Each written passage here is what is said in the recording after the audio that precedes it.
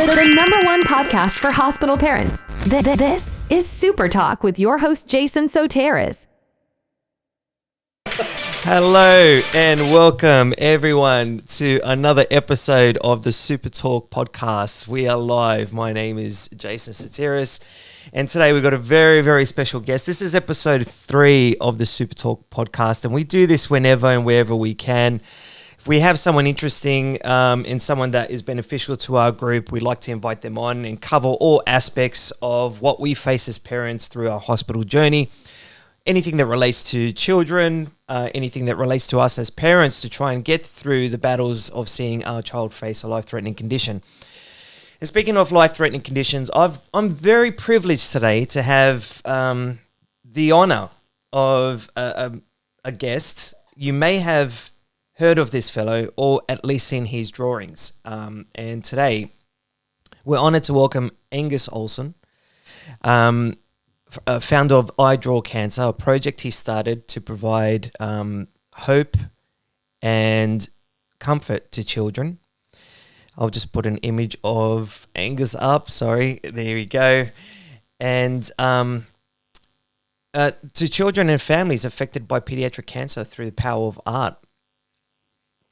Angus is an artist and an illustrator himself, and he started this incredible endeavor after his own daughter was diagnosed with cancer. What was the name of it? Right, I can't pronounce the condition, Angus. Rhabdomyosarcoma. Yeah, that one. I can't say that. Took me months to learn how to say it. Since then, I Draw Childhood Cancer has grown to include over 100 it's got to be at least 100 works of art, I would imagine, that has been distributed around the world. You can see his books here. And these books have been translated to different languages. They have been hung up in the hallways of hospital wards. And they're recognized as beautiful, inspiring, and accurate depictions of what life is like for children battling cancer. Angus, thank you so much for joining us. I had the pleasure of meeting you at your cafe at Katoomba. If anyone visits you in Katoomba, then we'll be able to go get some really good coffee and check out his spot. It's just by Katoomba Station. And this is my favorite piece of art that he's created. But let's welcome our guest, Angus. Thank you very much for coming, brother. Thanks so much for having me, Jason. Mates, we've got a lot to cover today. Yeah. And this is a rare occurrence. We don't see many podcasts with your name featured on it. You have been on some podcasts before. And today I've got you here because we're going to talk dad to dad. We're going to get really deep into the battles that we face as parents. But I'm interested to know about your journey. Your journey is quite unique because of everything that you experienced with your daughter Jane. And if you don't mind, I like to revisit that time of your life. I often, whenever I talk about Angela's journey, I do get a little bit emotional because it is hard to revisit that stage. So much pain, so much suffering. But if, with your permission, can you tell us a bit about your daughter's journey with cancer? Sure. Jane was 2 years old when she was she started exhibiting some abdominal pain, and we thought it was just constipation. GP said it was constipation. What's the name of it? Child doctor? Oncologist. No? Pediatrician. Pediatrician. Pediatrician said it was constipation. One Sunday night, she would sometimes be in pain. We just assumed that's what it was. And one Sunday night, like late, like 9 p.m., she was screaming and in clear agony, couldn't move. And so I felt her abdomen. I could feel what felt like an apricot inside her. Wow. And I thought maybe it was just constipation or something, but something was terribly wrong. And this had happened before, but it was short-lived. But the pain was not going away this time, like she was in. So Rach raced her up to emergency, and emergency just said, she's constipated. And Rach said, no, something's wrong. Something's not right. And they said, well, we can't look at her unless you get a referral from pediatrician. Pediatrician. Yep. And so she drove over to the pediatrician's house, probably 10 p.m. by this point, and demanded the pediatrician look at our daughter. And so they came over to the car, checked her, said it's constipation, but gave her a referral just to get her away. So she went back up to emergency. She was taken into the X-ray room suite, and the technologist did the X-ray and went white. And that's when everything went into action. She knew straight away. Yeah. They didn't know what it was, but they knew it was wrong. And so then Rachel called me. I went up to emergency, and she was surrounded by ambulance, by what are they called? Paramedics. Paramedics. Yeah. Surrounded by paramedics. Like everyone was there. Doctors, nurses surrounded this 2-year-old little girl who was suddenly something very scary and needed a lot of attention. And she was being made stable. Yep. So no more pain, and she was being prepped to be ambulanced to Sydney. So we didn't know what was wrong. There were some theories. We didn't even know cancer at this point. Maybe a growth or something like that. Something like a cyst or something. Twisted bowel, maybe something like that. Yeah. And so she was then raced down to Westmead. Were you living at Katoomba at that time? Yeah, okay. we grew up in Katoomba. Okay, so that's home. Yep. Yeah, we've always lived in Katoomba, except I was out west for a little bit, but most of our lives have been local to Katoomba. So then all the way down to Westmead, and they did the scans, they did the checks, and finally did a biopsy. I thought it would be surgery to remove whatever was stuck in there, but no, that was a biopsy and an insertion of a central line.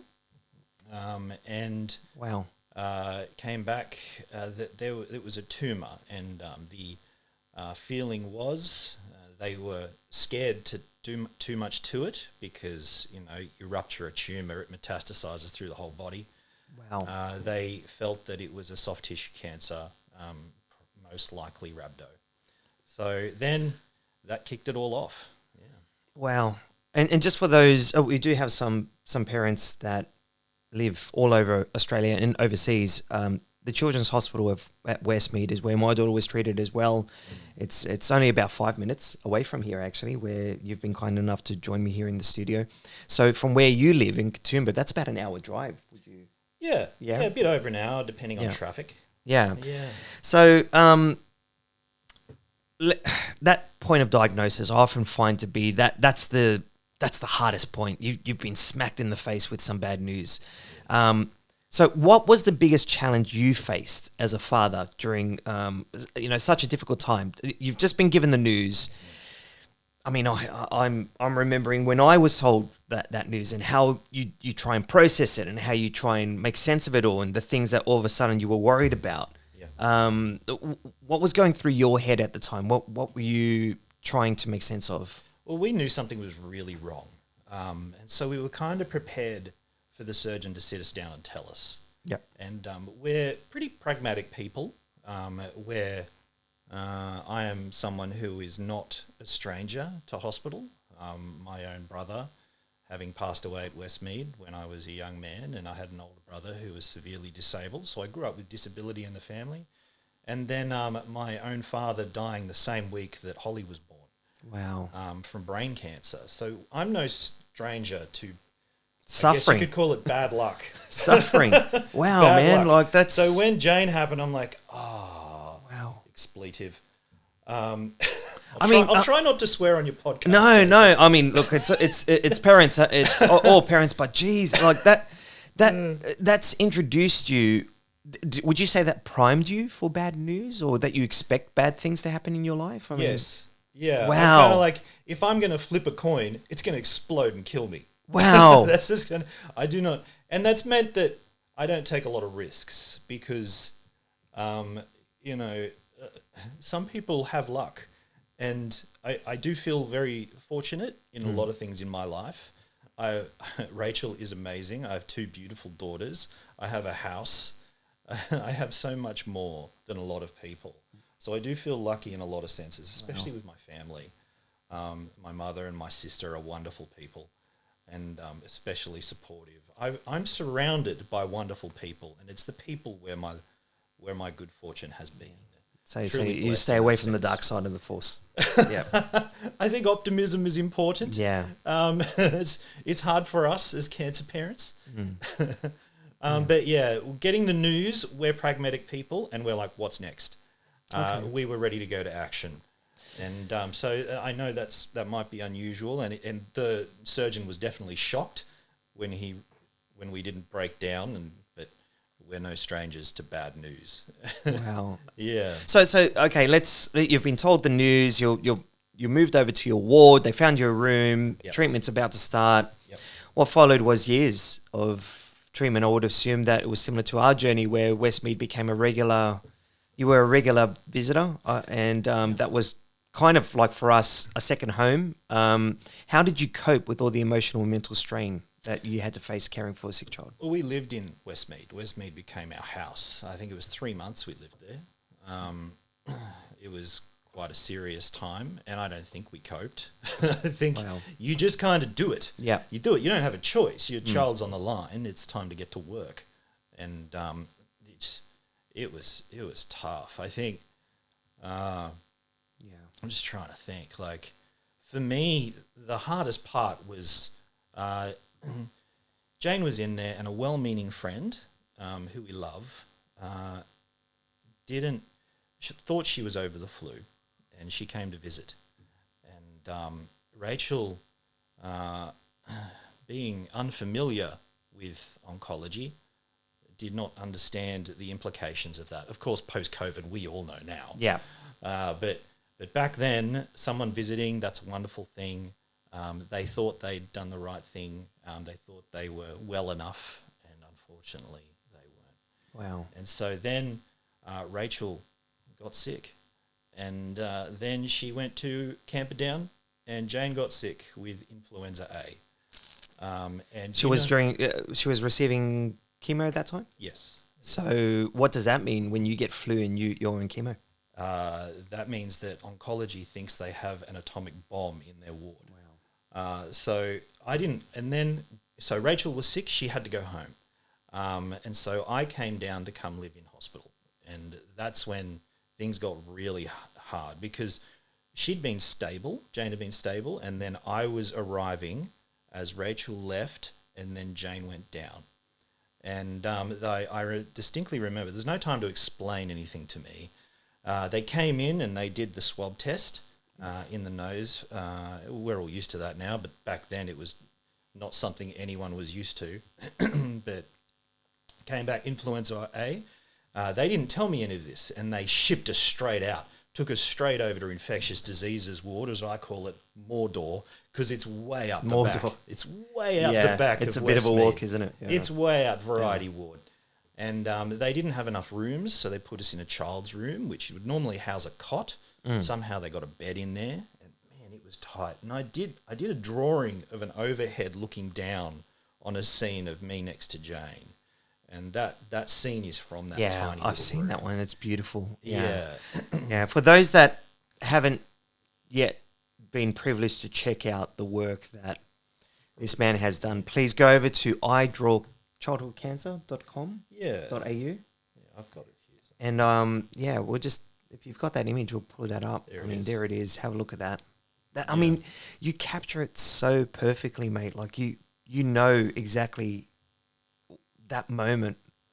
And this is what I think resonates with so many parents, either with cancer or any other disease. That's that reminds us of that moment. You know, the gifts that loved ones bring, the late night, the blue lights from the screens. Yeah, it's endless beeping. Yeah, water torture. The sound of people. Yeah, beep. Yeah. It was hard. Like Jane's central line had been put in incorrectly, so they couldn't draw blood. Yep. And it caused extreme pain. And so they need, oncology. They need constant blood. Yep. And so I had to learn through what caused Jane less pain, how to have them draw blood. And I got to the point where, because there's always a new nurse, and Yes. so they didn't understand. Yes. And so you, as a father, become the authority on your child's care. And so I had to contort Jane, screaming, to be able to have them draw blood, which was, every hour or so. And so that was hard. That was probably the hardest time of my life. And I distinctly remember Father's Day 2016 as the worst day of my life. As her vitals were dropping, and we were getting closer and closer to ICU. Rachel had gone home. My wonderful mother had come up to look after my other daughter, Jane, Holly. And Mum, because of what had happened in our family, she was distressed. Rachel was trying to get better from flu. So there's a lot of incredible tension. And so the two were texting me, not understanding the severity of what was happening in hospital at the time. And I didn't know how to explain it to them. So I've got You got a texts lot coming going through your from head. my mum and and Rachel. And I understand today how hard it was for them. And in hospital, they didn't understand how extreme it was.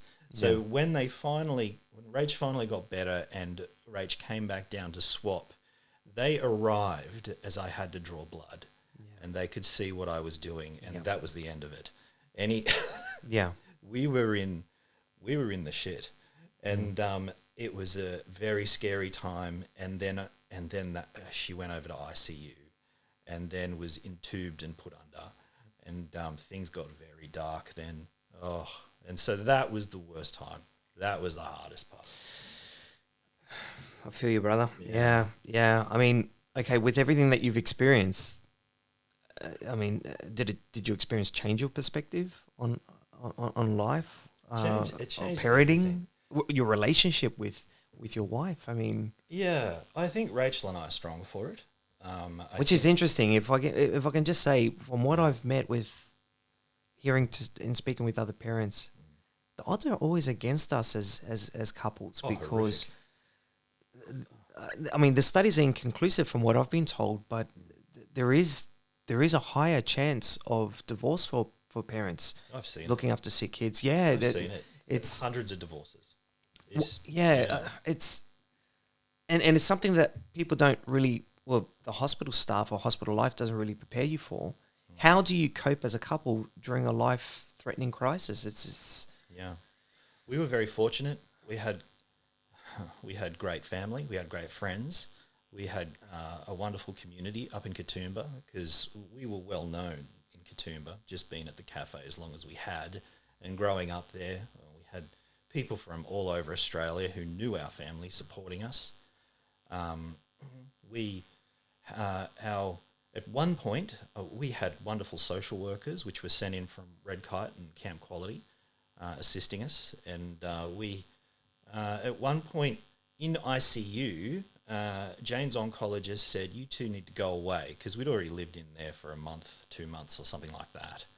And a friend of mine, Shannon, hi Shannon, one of my best friends, he was the concierge down at or events manager down at Double Bay in one of the hotels there, and he said, "Come and we'll put you up."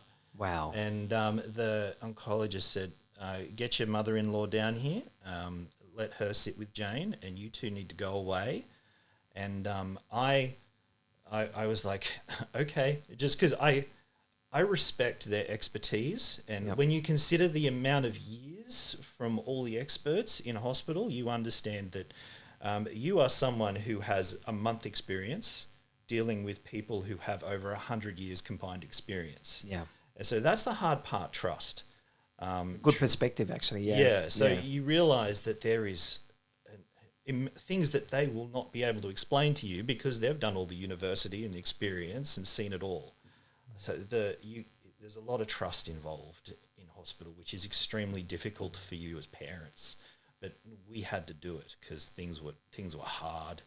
And so we went over there, and that was wonderful. I mean, I've spoken to Red Kite about this, and they're exploring avenues for how to give couples away time from the intensity of cancer. Now, I know that's not going to work for everyone, because if there's already difficulties in a relationship, cancer is going to put an atomic bomb on that. But for a lot of us, that is helpful, especially for fathers who aren't necessarily good at communication and stubborn and proud like I am. And Like not all of good us, at, mate. Yeah. yeah, and we aren't very good at expressing our feelings, and so being together, away, having to fight and talk and discuss and face the reality that this might not go well was something that had to be done. And we were in a situation where our daughter was unconscious in ICU, and I was, after seeing what happened with my brothers and my father, I was sure that this was going to be the fourth. Wow. So, you know, you don't want to have to be shopping and trying to prepare yourself for the worst possible thing that's going to happen.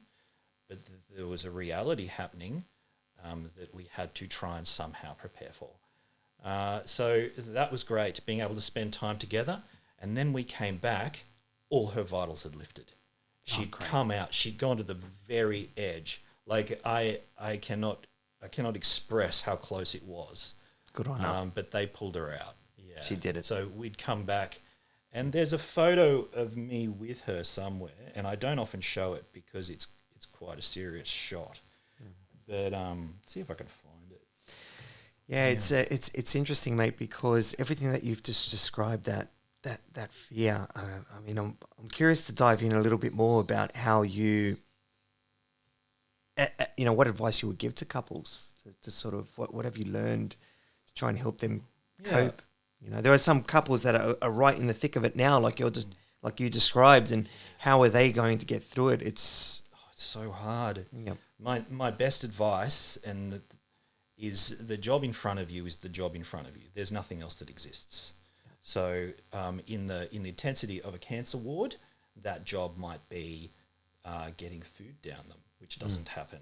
That job might be getting this NG tube in. That job might be watching that screen until the fever comes down. You know, it's one thing at a time. There's just so much to absorb in oncology, so much information, and you are not an oncologist, and I'm a barista moving into a very complex situation, and I don't think medical professionals quite, because they're with it every day, they don't quite understand. They're not able to empathise, and they've got to have those professional boundaries, but they don't necessarily understand how complex it is to us and how difficult it is to us. So we go to the internet and get terrified. Oh, mate. Wow. Wow. So I've created stuff to try and soften that blow, and it seems to be working. No. I mean, look, wow, so much to unpack here. We're speaking with Angus Olsen from I Draw Childhood Cancer. For those that have just joined us, mates, let's talk about moments of hope and inspiration that helped you and your family through that time. I mean, were there moments where you were feeling down that all of a sudden you were lifted by acts of kindness or generosity? Or I mean, you just mentioned about your friend at Double Bay. We all experience that. Well, I think I would like to hope that us parents do get to see some kindness out of such darkness. Were there some moments that will always stay with you? Oh, yeah. You know, people don't talk about this. Australians are incredibly generous. I think there is a suspicion. Some Aussies have a suspicion of charity. So they're a bit hesitant because the moment you give your details to a charity, it's 1,000 calls, 1,000 emails. And I know your it. Information is sold. And so there is some skepticism. That if you look at what happens with things like GoFundMe, you see it stacks on. Yeah. And so you can see that Australians, when people say, you see news reports, Australians are giving less. No, I think Australians are just more careful how they give, and they want to make sure that they can trust who's receiving it. I love what you do, Jason. It's very transparent, and that's important. You always see what you're doing. You always see how things work, and you can see how it works. But that's not necessarily true with all charities. And if you're getting constantly harassed, I once gave $40 to a charity in 2007. They're still calling me. They've spent more money calling me than the original charity donation. So do you think I'm going to give them a cent after that? Wow. No, I am done. Like, they will not see another dollar from me. Yeah. And that's not the only charity that does that. I've tried to get off their list. They sold my information to other charities, and now I'm getting hit. So that's it. And I'm not the only one that's happened to. So Australians are incredibly generous in different ways. And for me, it was overwhelming. Like, I could never repay what was given to me. I had people coming up to the cafe. Once they found out that we were in distress, I had endless support from the community. They were doing fundraisers. They were shaving their head. My local church was raising money for me. I had people come up to the cafe, hand me wads of cash in envelopes. And how do you even thank them for that? How do you say thank you for that? It's just so hard. And there was one guy, being in the cafe, you talk to a whole bunch of different people. I had one, I talked to a lot of different people. And there's one homeless guy. I remember you saying brought me his last 20. Yeah. And it's not $20, is it? It's his next meal. It's more valuable than that. And so you have to treat it with respect. And so you as a father, you want to be independent and you want to be in charge and in control. And I'm in a situation that demands me to drop that and allow people to help me. And that's extremely difficult for us as dads. Yeah. And it permanently changed me to understand that there is nothing in my life that was not given. Everything. Wow. Everything. We assume that we're self-made men, and that's just not true for us at all. Any of us. We all have people in our lives. And for me, it's my wonderful sister, my wonderful mother, and my wonderful wife. All these people in my life that have been so good to me through my life, and everything is given. Nothing is built upon my own back. Well, mate, hopefully now, with them watching this podcast, maybe one day that they'll be able to hear your thank you. I mean, that's so awesome to hear, man, because it's there's been moments even with our journey where you feel really low, really down, and then just someone comes out of the blue just to show you that, hey, with everything you're going through, there is still love, there is still caring available, people do care, I think. But during your child's journey, were there any resources within the hospital, anything that you found particularly helpful that we could share with other parents? Were there charities or were there services within the hospital that perhaps new parents don't know about? Drop any wisdom on us that you've learned over the years. The important one was the social worker from Red Kite, who I believe subsidised by Camp Quality. Was she French speaking? No, it wasn't her. It was a guy. Okay, I can't remember his name now. Like, so much is foggy from that time. Like, it's all blue now. Yeah, the only reason I remember stuff is because I drew it. Wow. Like, it would be completely gone by now. Because your brain, because it's trauma, your brain tries to block it and it tries to throw it away, and then things will happen. Like, it's not bad now, but things will happen. Like, you'll hear a child scream, you'll start sweating, and that happens. Yes, and that's when you got to go to a counsellor. People, don't be an idiot like me and not do that. You need those tools that they have to help you live with what has happened. In fact, on a dad's group that I'm part of for Rhabdo around the world, there's a war veteran in there from Afghanistan, and he said it's a similar sort of, for him, the trauma of oncology was similar to his time in Afghanistan. Wow. Now, I'm not saying that situation is the same as war, but trauma is trauma. And if you need help as a father, I think you should get help. And I should have done that. Yes. I heard and this phrase sort of reminds me of, hopefully captures exactly what you're explaining. Seeking help is not a sign of weakness. It's because you want to remain strong. And That's right. and I think that captures it perfectly. That's right. There are people out there that can help you stay strong, and don't look at it as a sign of weakness because you need help. Mate, this is fascinating. Look, I could talk to you for hours about this. Yeah, let's go. Let's let's. I want to ask you, how has your relationship with your daughter changed or grown stronger? I think hopefully she's been too young to remember everything that she went through, or maybe there's very little that she does remember. How has it impacted your relationship with her as a father? Fortunately, she's forgetting. Yep.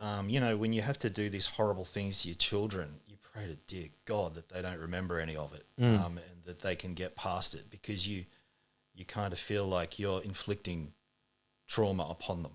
Yep. And it's hard to deal with. Before oncology, I didn't have much of a relationship with Jane. She was a grumpy baby. And we didn't know that was because she was in constant pain. But I just said, Holly was such a great baby. She's such an easy kid. She was so much fun. And but me living in hospital with Jane changed my relationship with Jane, because I had to be there with her. And so I began to understand her a bit better and what she was. I mean, she was only 2, but it made us very close, and that fundamentally changed our relationship. And daughters. I don't have any sons, but I describe having daughters as they kind of find as a man, they find this place wherever's hard in you. And they soften that. I was just about to say that. Yeah, they find the little holes so and true. the little darkness in you. Yep. And they find it and they lighten it. And it fundamentally changes who you are and the perspective of the world around you. You become hopeful for the future. And whatever nihilism is in you is melted by a daughter wanting you to answer her fairy phone, that sort of thing. And you answer that phone. You answer that damn phone. Whoever's on the other end of that line, it might as well be the president. Yeah. I often find, from the parents that I meet, suffering changes you. Yeah. The person I was when Angela was diagnosed is completely different to the person I am now. Vanessa, my partner, might think differently, but I certainly believe that when you leave hospital, you leave with 2 things. You leave with the fear of ever coming back and laser clarity on what's important in your life. The experiences that you have had in hospital gave you the inspiration for the drawings that you've created. Let's talk a little bit about that. How did you know to capture them so well? How did you know, what sort of images would be the best way to describe or depict a situation? I mean, let's talk about my favorite image here, this one.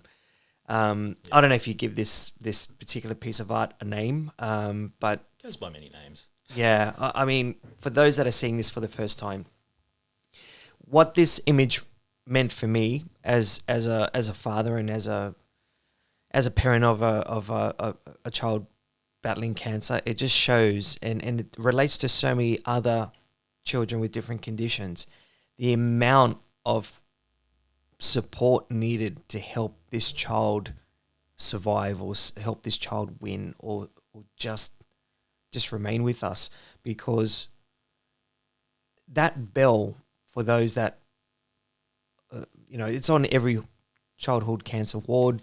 It might be on other wards, I'm not too sure, but when you ring that bell, that means that that child has finished treatment, that it has survived the traumatic experience, because sometimes the chemo can be just as bad as the cancer, from what I've learned.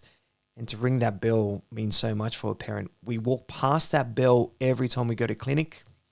We see that bell in our face. We hear and see other children ring that bell, and that's all we want to do.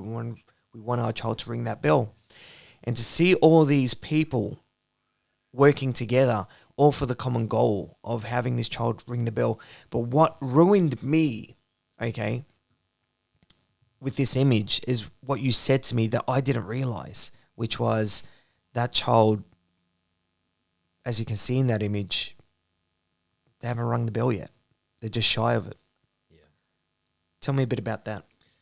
It took a long time to draw it. I'd had a plan in the back of my head for different sort of images. Like it's hard to describe how many people are involved in your child's care and trying to rescue them from this. And you only see one photo or one video in the child in ringing the bell, and it's all, you did it.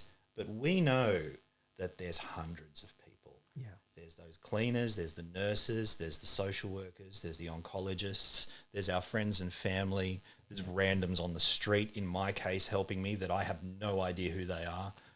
There's people on the other side of the world thinking about us, praying for us. There's people who are so involved, and we understand what it takes to get them up there. And the original idea was for me to put every portrait of a person I knew who helped. So it was hundreds of people, and I knew, well, I'm going to be working on that for 2 years. So I decided, well, that's no good because no one will know who they are. And once I'd started doing the preliminary sketch, it was too big. So they just look like ants. You draw 100 people. Yeah. It just looks, it's too confused. So I zoomed in a bit and made it so it is implied that there is more people. And then I decided to make it more movement. So it's quite rough in how it's designed. And I have it sort of leaning up. So there's a lot of thinking involved in how it looks like they're going to fall. It looks like they're barely holding on to each other. Yeah. You see research papers, you see IV drips. I mean, faceless people as well. That's right. Yeah. So you can apply the people you know to the image. The other thing that happened is I originally had the child ringing the bell, and it didn't seem right to me because I knew that my child was never going to ring that bell. Wow. I knew that was never going to happen. And I heard it ring every time in clinic, and I'm like, it's not going to happen. And then, I figured I'm going to make this image about all oncology children. So I made sure the child does not reach the bell. So they might not. Yeah. But the point is that there is an army behind them who is fighting to make that happen. And so it's usually called the Bell, or I've called it the Remission Bell Army. I originally didn't have a name for it. I had no idea it would go viral and hang in like every hospital in North America. Yeah. It's so beautiful. Yeah. Yeah. It's just I don't know. Yeah.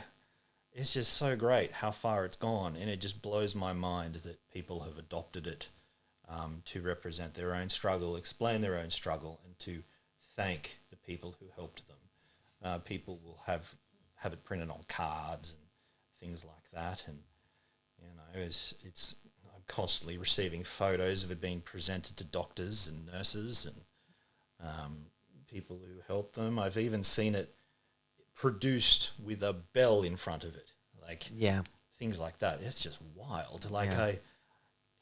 All these things are just born out of my own trauma and my own things that happened to me. But I want it clear that this isn't just one child doing it alone. This is an army of people putting in the most noble effort to save our children. And Jane was, and I did not think she would be. Yeah. Check it out. How awesome is that? Mate, are there any images that you've created that are your favorites? I mean, I'm sure all of them are, because you spend so much time on them. But are there a few that when you were drawing them, you were thinking to yourself, yeah, I really love this one? I got some here. Let's bring that up. This one here is is one of my favourites. Wow. Yeah. Just Mum. yeah. Well, I'd seen. You look on in oncology, you see these little scenes and you see these little things, and you understand as a cancer parent the strength involved in what is happening in the situation, but on the surface that strength isn't visible.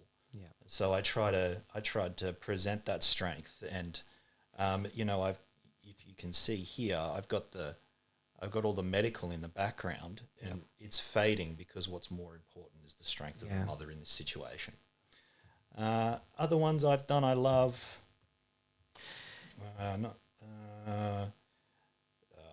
Which one? This one. This one's one of my favourites too. Yeah, wow. This is a scene.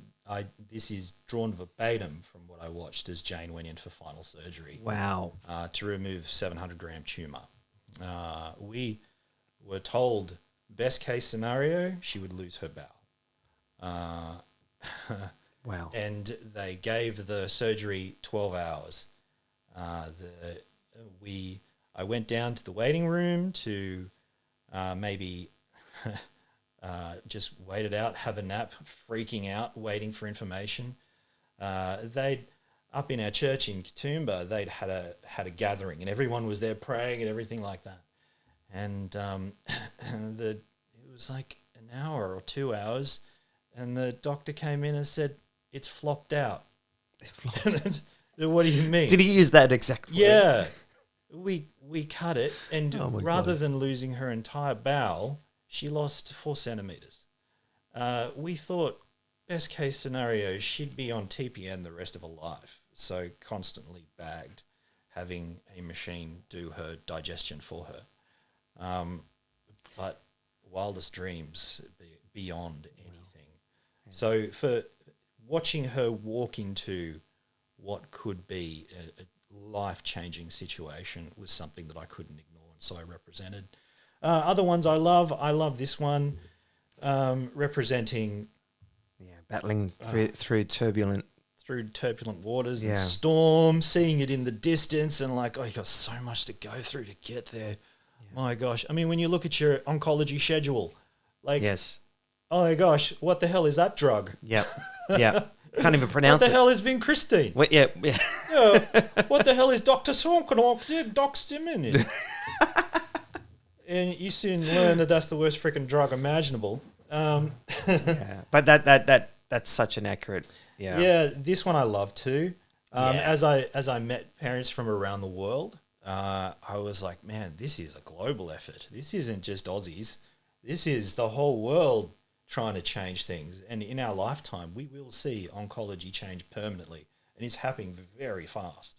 In our lifetime, we will see oncology wards shut. And I know that might sound optimistic. I was going to say, that might sound optimistic, but if you think about the history of hospitals, you don't see no more polio wards, do you? You don't see no more... well, we have vaccines for mumps for... That's right. Yeah. They used to have whole hospitals for this stuff. We have a hospital in Wentworth Falls that's derelict and way out that was built for infectious diseases, and it's derelict and closed now. We will see in our lifetimes the closure of cancer wards, and it will go into a survivorship focus, so making quality of life in the long term better. And so there will still, cancer's not going away, but in the same way that we see HIV AIDS slowly finding better and better hope, the same thing is going to happen to pediatric oncology. Yeah, you hear very little about AIDS these days, eh? Yeah, and well, radical things have changed. They're just incredible things. What else? Other images. We went to the ballet. Someone paid for it. I don't know. I think it might have been Red Card or something. Oh no, one of the hospital wards. They had tickets to the ballet, and it was in Penrith of all places. And it was a terrible time because, I thought, oh, this would be great, but I was not prepared for how people react to this. Yeah. And wanted to have dinner out there, and this family's all around us staring at us. And did you feel uncomfortable? Of course, Yeah. it felt uncomfortable. There was one time, but I knew that Holly is just the foundation of Jane coping with things. I mean, they can't interact with other kids. They don't know any other kids, so their siblings become their best and only friends because they don't see other children. Other children don't exist aside from the one or two they see in the cancer ward. Jane wanted a photo with Santa. So Christmas 2016, we went down to Westfield, Penrith. I'm like, you know what? We'll go up to the Maya one because it's upstairs and it's pretty quiet and it's pretty early in the morning, so it won't be so bad. So we went to Maya. We went upstairs. Santa was there. Excellent. Jane wanted a photo with him. She's so excited. And so we went over, and the Santa was wonderful. He asked us, is she okay for me to hold? He asked us about just quickly about, and so he was very gentle with her, and it was so good. And then I turned around, and it's just this crowd of people staring, and it hurt. It hurt. I could not get out of there fast enough. I got a speeding ticket on the way home. Wow. A speeding ticket on the way home. It cost me $60 to get over there, and I think a point off my license or something. Oh, couldn't the police officer understand if you were... Well, it was one of those side of the road speed cameras. Oh, okay, Up all the right, Bathurst yeah, Road, right. like, you know, Can't do anything about that. It's like my brain was just, I was so angry, and it's just, they just couldn't cope with it. So this is another part of what I do is hopefully, and I don't know if it is, but hopefully familiarise some of society with it. Yeah. Oh, Raise awareness. Yeah. God, that sucked. We are speaking to Angus Olsen from I Draw Childhood Cancer. He's joined us again. Very rare to have this man on any podcast. There's not many interviews apart from the famous Current Affair. I'm so glad that they covered you on that. They did such a brilliant job. Oh, amazing job. I think, good on them for covering. They usually the ratio of negative stories to positive. Yeah, you understand why it's so rare to have. Gone wild. Are they under the same management? But if anyone out there in our group is watching, I can see that we've got 19 people watching. If you have a question for Angus, please put it in the comment section so that we can read it. Otherwise, he'll most likely, now that he has joined our group, thank you very much for joining our group. Sorry it took so long. Yeah, he'll be able to respond later. Mate, I've got a question for you. Yeah. What are you working on now? What's exciting you? What is it that you're, what can we expect from you in the future? I'm doing a lot of things. I'm trying to finish this little book that I'm working on for bone marrow transplants, and lots of people have helped me with that, which is great. I want to build that into something longer and more complex. Is that the Mateo one? Yeah, I originally did it just for Mateo after his mum asked me about it because I didn't have anything and I wanted to do something. She's in our group. Big shout out to Hi, Mum. Sharon. Yeah, I got to meet him, and she's one tough all the way mama. up there this week.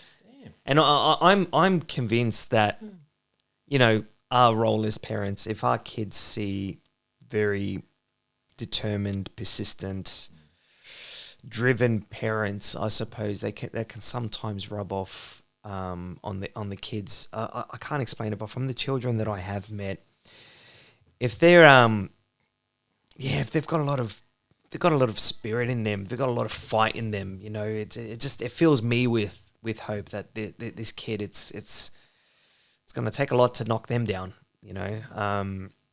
and I see that in Mateo. I see him being so strong and determined. He just, like a lot of kids, unfair. they just... It's just so unfair. Like, Yeah. damn. Yeah. Oh, man. Yeah. That is one tough kid. Other things I'm working on. This is a big one I haven't talked about, but... There we go, some breaking news. I don't know if it's possible. I want to do... I have a list that families from around the world have given me of every cancer that exists. I'm going to do a book for everyone. Wow. And, That's I a don't mission. care if it takes me 20 years.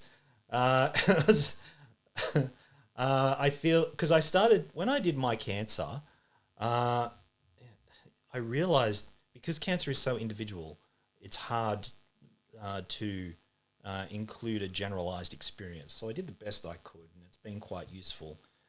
But I like to do work for forgotten spaces. Because most stuff, it's trying to reach as many people as possible. But I have the luxury of just sitting there doodling, and I can do something that's just for the 10 that have it in the world. And it's applicable to so many different other conditions, I find. Yeah. Like, it's not, yes, you're in that cancer space, but for parents in our group that, has a child with a different condition, your books are very helpful with explaining to kids because they're aimed at a certain age range. I remember you saying that you wanted to do, and I'll see if I can bring some images up here. Central lines, just a scan. Here we go. My scans. That's helpful for a lot of kids. I think you said it was up to the ages of 4. Where you? I aim for the age of 2 because that's when most of our kids, because of the advances in diagnosis and detection, has reduced the age of when children are entering. Which means it's about 2 average. I know a lot of you are younger. I know a lot of you are older. But my age range is 2 to 5. And that means I've got to get down to Mr. Men level of simplicity. That means I've got to make a lot of hard decisions about what mustn't be talked about and what can't be talked about and can't be comprehended. So bring it right back to simplistic sentences to try and explain complex things. And from that foundation, a child can become an authority on what is happening to them and can explain to their schoolmates. It can introduce them to, it can soften wherever they are socially. And without admitting it, us as parents can be helped by that as well because we can simply explain things to people. Because a lot of people are well-meaning, and it's hard for us as parents to explain why, no, that's not going to work. And I think having something this simple where a child as young as 2 can understand means that parents also have a simple way of explaining to them too. Because images help. oncology is extremely complex. So this is something people don't realise, that how incredibly difficult it is to absorb all this information. And it's down to the individual child. So even within the subgenre of embryonal rhabdomyosarcoma, there are 20 or so that I know who have that specific abdominal version. Each one is still different. So it gets down to that. So that's something I'm excited about and something I hope to do. And I attempted it last year, but I was like, oh man, this is going to kill me. I was going to try and release a book every day, but that was just not going to work. Mate, you've got coffees to make, brother. That's the thing too. Let's bring up your lovely workshop here. Where is it? No, that's your books. Here we go. Yeah. So, I mean, you do this whilst you're waiting for customers to come along. Yeah, it's quite busy this year too. Yeah. Here we go. Our kids are about to come in. I mean, for those that are just joining us, if you're hearing some screaming and laughter in the background, it's because your daughter's here. Yeah. My daughter's here, and they're playing in the garden, and it's just wonderful to see. They're having a great time. We've got a couple more minutes before we wrap up, mate. I'm just, I'm finally glad that we got to talk. I want to extract any more wisdom, that you can bestow onto parents just starting out on their journey.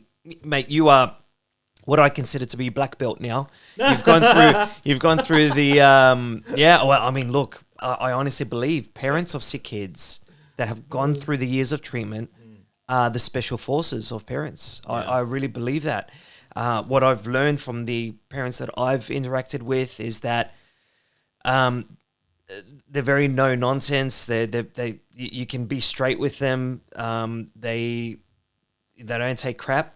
They learn a lot of what's important in life, and I admire them because it's that baptism of fire, isn't it? They've gone through hell and survived it, and they're worthy of our respect. So that when we have our loved ones that are complaining and crying because they can't get that favorite cake they want for their child's birthday, we just look at them and we just, it just brushes off us. It's like, that doesn't bother me. Very few things bother us, I suppose, when we've gone through so much. But what are you hoping others can learn from your experience? Well, let's shoot that question at you. When we look back at your life, and we're summing up everything that you've done, what is the ultimate impact that you're hoping to leave with everyone? What is it that you would like to be known for? For me personally, yeah. What's the goal? What are you trying to achieve? I hope that I have a huge library of material, and there is no corner of oncology that cannot find a visual material for that space. I'm just going to keep building a library, and I want people to have material for them to be able to express their situation, because so much of it doesn't have words. And so I want to just keep creating more and more versatile stuff, more general stuff that people are able to talk about their situation. I want families to feel, parents like myself, feel less guilty about their situation. Guilt is hard. In a lot of us, we're not going to be able to get rid of that. Yeah. You're always like, what did I do wrong? How could this have been better? Yeah. Whatever you do as a parent is the right thing to do. You should not doubt that. It is hard to watch. And guilt is hard, and people don't know they're putting it on you sometimes. But it's not your fault. It's not your fault your kid got sick. It's not your fault. You're just trying to get through it, and you're going to get through it. And it might never leave you, but there is a brighter future there somewhere. It's not your fault. Mate, Angus Olsen, everyone. Let's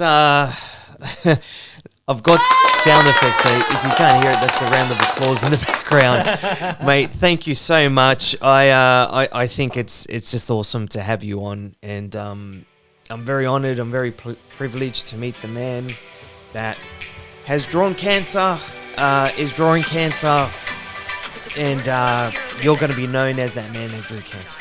So, Thank you, Jason. It's a pleasure. awesome. Till next time, everyone.